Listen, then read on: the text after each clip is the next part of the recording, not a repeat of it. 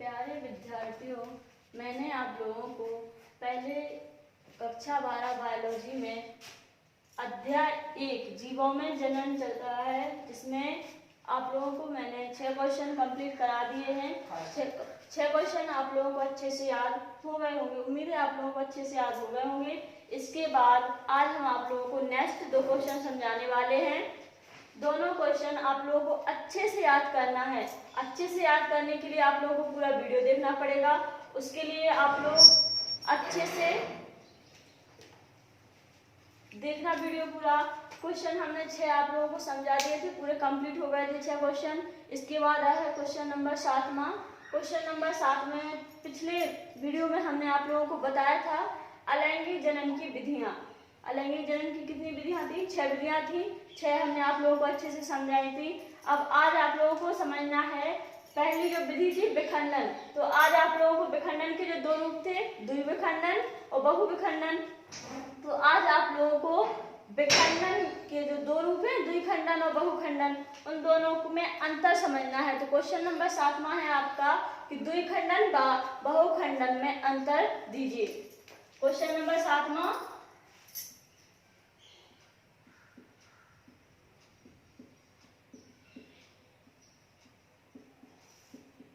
द्विखंडन व बहुखंडन में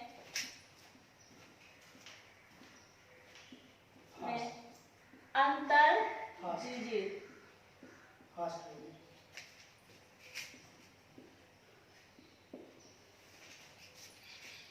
क्वेश्चन परीक्षा की दृष्टि से मोस्ट है, आप लोगों को अच्छे से याद करना है इसे। तो आप लोग इसमें सबसे पहले लिखेंगे द्विखंडन व बहुखंडन में अंतर निम्न है।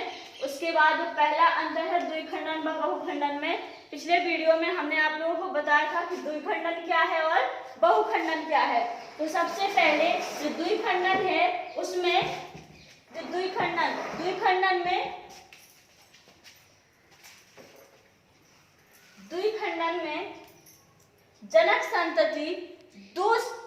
जनक कोशिका 2 संतति को जन्म देती है। द्विखंडन नाम ही है उसका, द्विखंडन मतलब 2। जो जनक कोशिका है वो 2 संतति को जन्म देती है द्विखंडन में।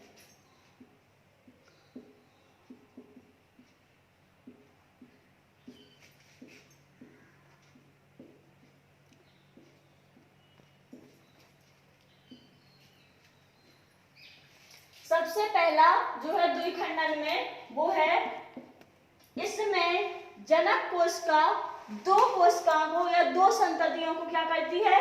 जन्म देती है। बहुखंडन में है, इसमें जनक कोशिका 2 से अधिक या अनेक संततियों को जन्म देती है। द्विखंडन में पहला लिखना है, इसमें जनक कोशिका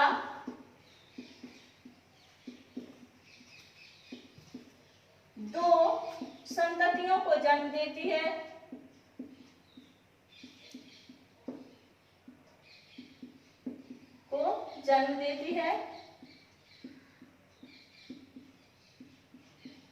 इसके बाद बहुखंडन में है, इसमें जनक कोशिका 2 से अधिक या अनेक संततियों को जन्म देती है।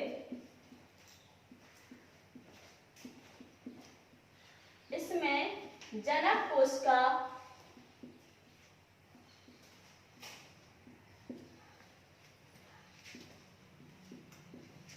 2 से अधिक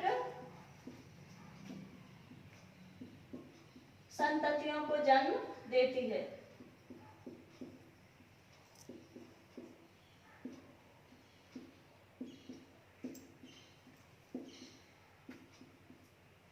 इसके बाद दूसरा अंतर जो है द्विखंडन में वो है कि द्विखंडन में जो जनक संतति जन्म देती है वो कैसी होती है? कोशिका विभाजन कैसा होता है? अनुकूल परिस्थितियों में, मतलब जैसी नेचर ये होती है वैसी परिस्थितियां इनके अंदर उत्पन्न होती हैं। लेकिन बहुखंडन अनुकूल और प्रतिकूल दोनों परिस्थितियों में क्या कर सकता है? जन्म दे सकता है। तो सबसे पहले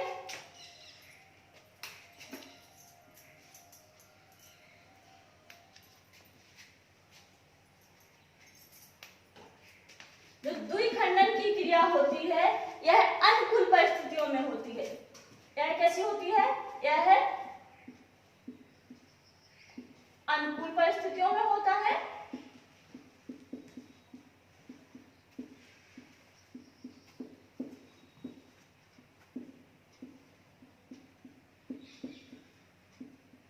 लेकिन बहुखंडन जो है यह अनुकूलन व प्रतिकूल दोनों परिस्थितियों में हो सकता है। यह अनुकूल होता है अमीबा में, यह अनुकूल व प्रतिकूल दोनों परिस्थितियों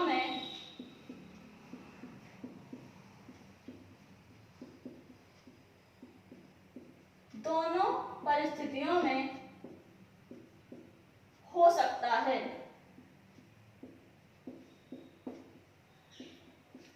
युगार्थ के द्वंद्व पहला था कि इसमें द्विखंडन में दो संतति उत्पन्न होती है, बहुखंडन में बहुत सारी संतति उत्पन्न होती है। सेकंड है यह अनुकूल परिस्थितियों में होता है और यह अनुकूल व प्रतिकूल दोनों परिस्थितियों में होता है।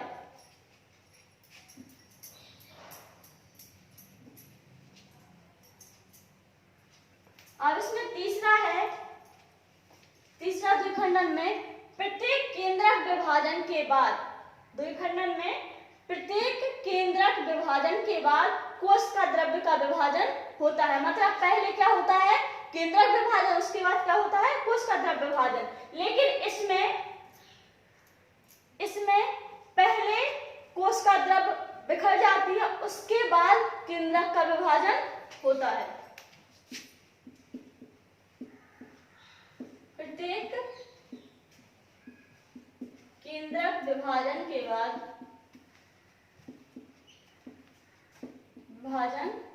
बाद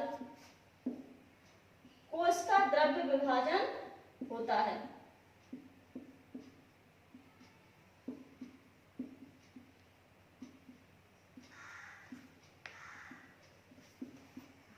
प्रत्येक केंद्रक विभाजन के बाद कोश का द्रव्य विभाजन होता है। इसमें लिखना है कि प्रत्येक इसमें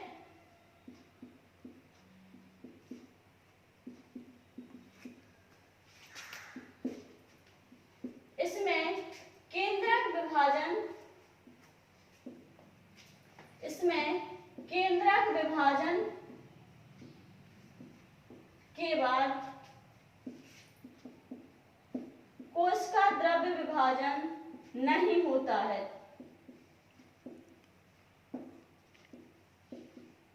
कोश का द्रव्य विभाजन नहीं होता है।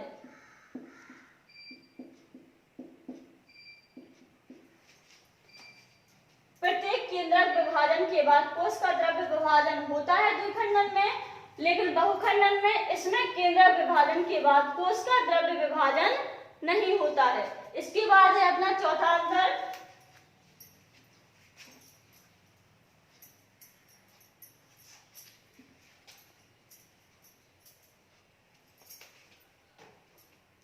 इसमें है चौथे अंतर में कि जो इसका जनक शरीर है उसका कोई भी भाग अपशेष मतलब जो लास्ट में बचता है अपशिष्ट बोलते हैं जिसे, जनक शरीर का कोई भी भाग अपशेष के रूप में नहीं बचता है। द्विखंडन में जनक शरीर का कोई भी भाग अपशेष के रूप में नहीं बचता है, लेकिन बहुखंडन में जनक शरीर का कुछ भाग अपशेष के रूप में बचता है।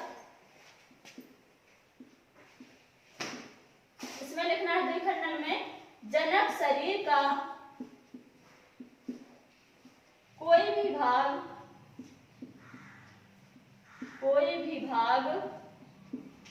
अपशेष के रूप में नहीं बचता है,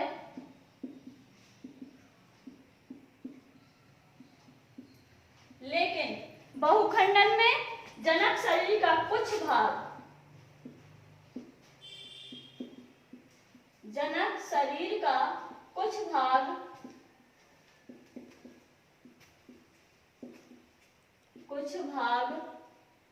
अवशेष के रूप में के रूप में बचता है। ये होगा आपके 4 अंतर। तो है जनक शरीर का कोई भी भाग अवशेष के रूप में नहीं बचता है, लेकिन बहुखंडन में जनक शरीर का कुछ भाग अवशेष के रूप में बचता है। लास्ट है उदाहरण 5वां, इसमें है अमीबा।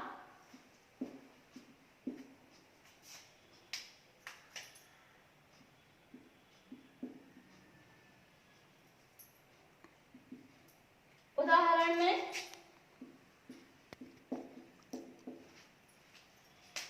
द्विखंडन का उदाहरण होता है अमीबा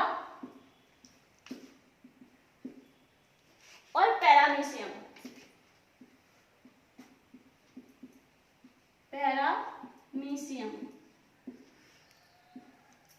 लेकिन बहुखंडन में अमीबा होता है। बहुखंडन में भी क्या होता है? अमीबा। इसमें भी अमीबा होता है। द्विखंडन में अमीबा में द्विखंडन की क्रिया भी होती है और बहुखंडन की क्रिया भी होती है। तो उदाहरण इसमें होगा अमीबा प्लाज्मोडियम।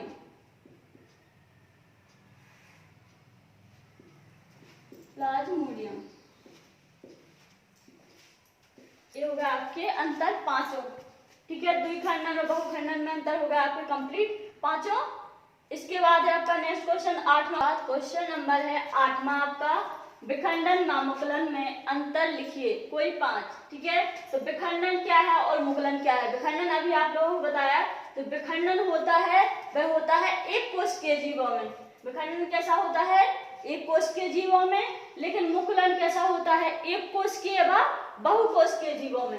विखंडन एक कोश के जीवों में, मुकुलन एक कोश के व बहुकोश के जीवों में। दूसरा है इसका विखंडन का अंतर कि विखंडन में जनक जो होता है वो 2 पुत्रियों को जन्म देता है, 2 पुत्री संतानों को जन्म देता है। विखंडन 2 पुत्री संतानों को जन्म देता है, लेकिन मुकुलन पुत्री संतानों को जन्म नहीं देता।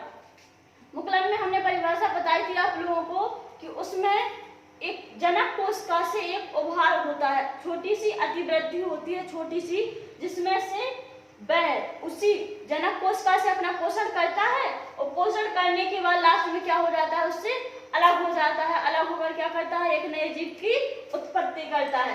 तीसरा है विखंडन।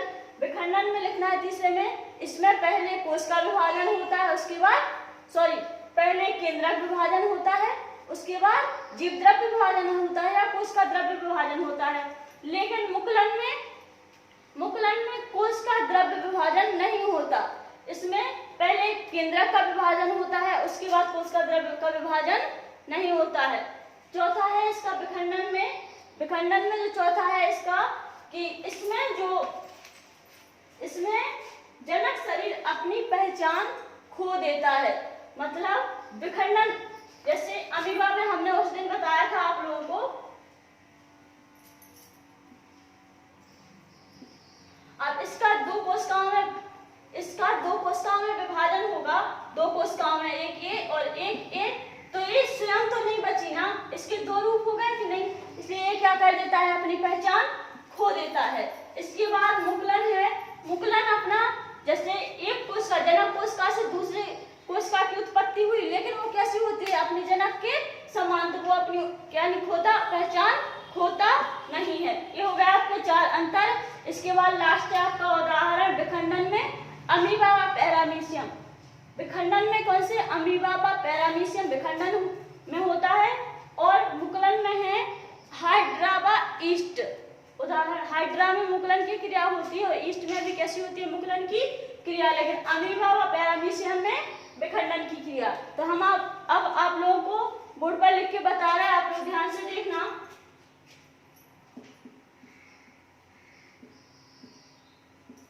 विखंडन व मुकुलन।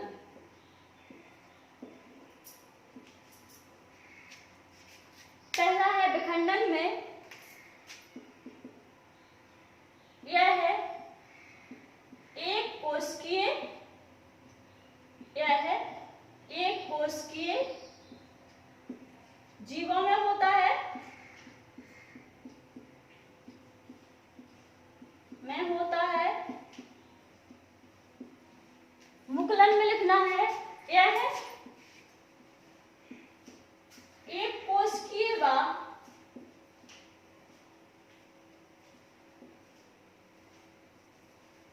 यह है बहुकोशिकीय, लिख दो सीधा, एक कोशिकीय लिखने की जरूरत नहीं है।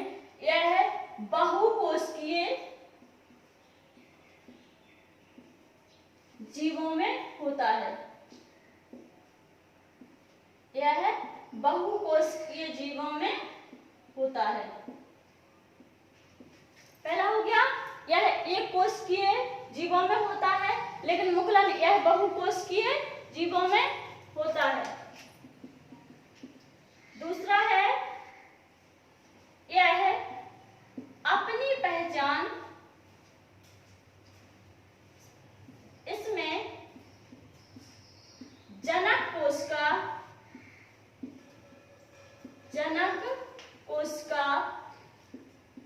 अपनी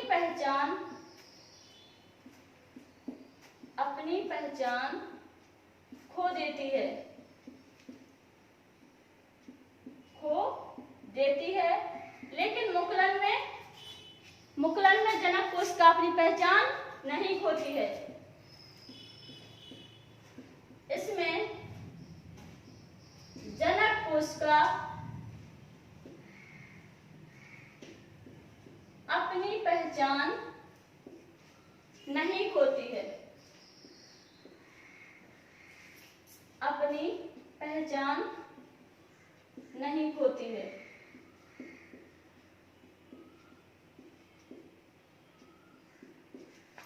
दो, इसमें जनक कोशिका अपनी पहचान खो देती है, इसमें जनक कोशिका अपनी पहचान नहीं खोती है। इसके बाद है तीसरा अंतर,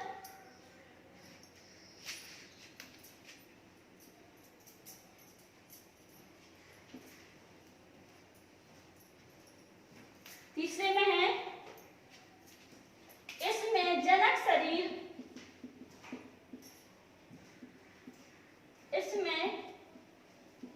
शरीर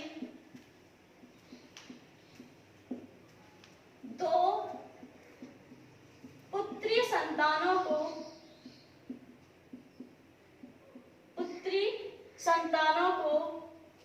जन्म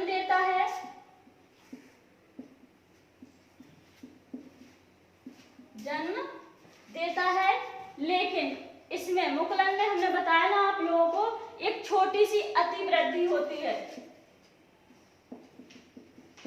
इसमें लिखना है, इसमें जनक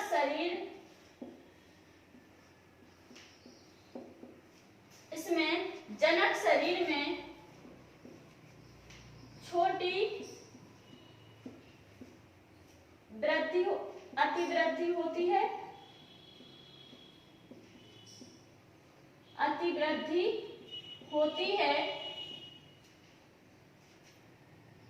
जो अतिवृद्धि होती है जिसे मुकुल कहते हैं।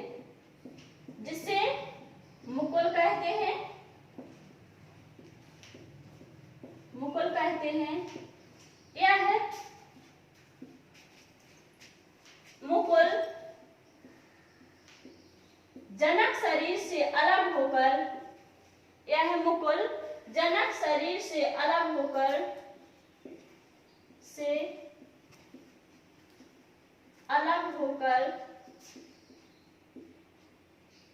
एक नया जीव उत्पन्न करता है,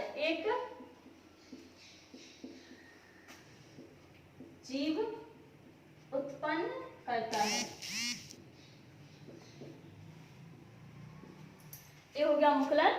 विखंडन में दो पुत्री संतानों को जन्म देता है, लेकिन मुकुलन में क्या होता है, जनक शरीर अपने शरीर से कुछ भाग अलग करके क्या कर देता है, नया जीव उत्पन्न कर देता है। इसके बाद है चौथा,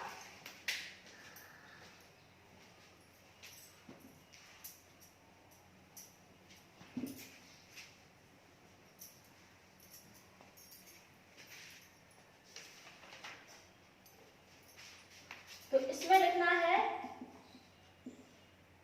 इसमें पहले कोशिका का विभाजन होता है, इसमें पहले कोशिका का विभाजन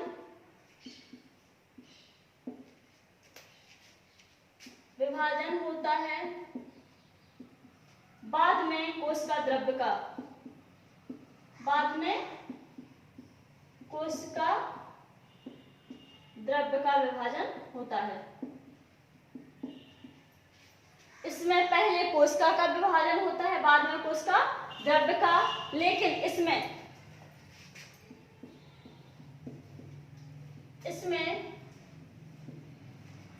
कोशिका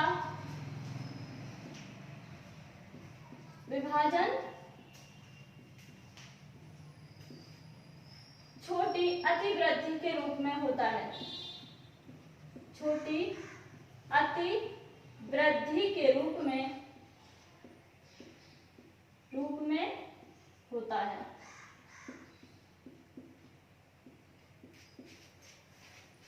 इसमें पहले कोशिका का विभाजन होता है, बाद में कोशिका द्रव्य का विखंडन में, मुकुलन में इसमें कोशिका विभाजन छोटी अतिवृद्धि के रूप में होता है। लास्ट है 5वां विखंडन में उदाहरण, तो 5वें में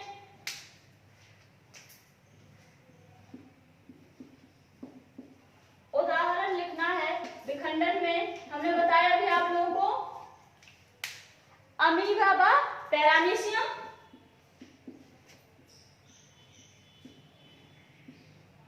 अमीबा पैरामीशियम,